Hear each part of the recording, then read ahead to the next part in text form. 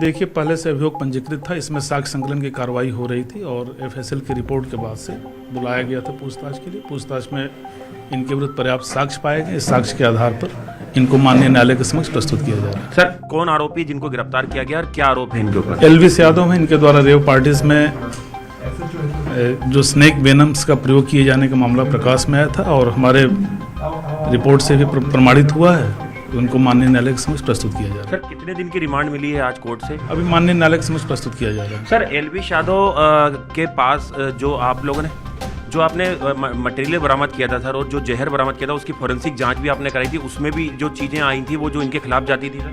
जी, forensic जांच में सारी चीजें प्रमाणित हैं।